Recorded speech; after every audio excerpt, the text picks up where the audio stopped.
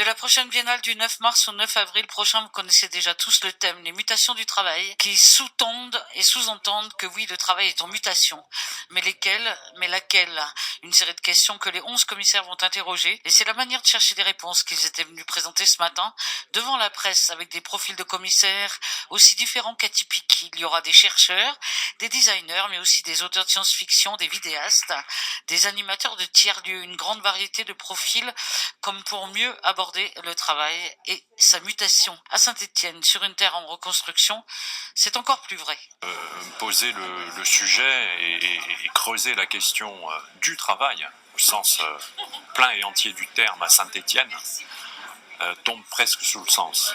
Et l'on a vu tout à l'heure dans la présentation qui a été faite notamment de la ville de Détroit et du regain de dynamisme de cette ville après la récession, que l'homme est évidemment la clé de voûte de l'organisation du travail. Détroit ou Saint-Étienne, les terres en reconstruction sont nombreuses et s'étendent encore. L'humain peut-il lutter et regagner sa part?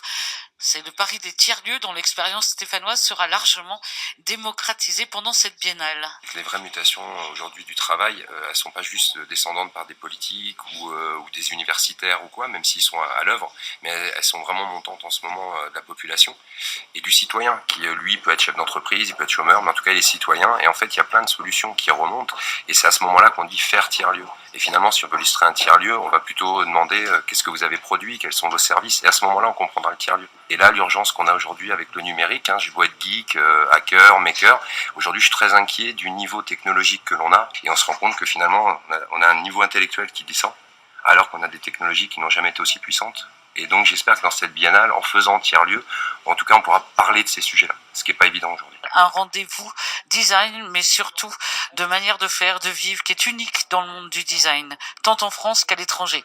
Pour cette 10e édition, la Biennale internationale de Saint-Étienne sera une fois encore le vivier de réflexion et de réalisation concrète sur le site de la manufacture, mais aussi en ville et en métropole.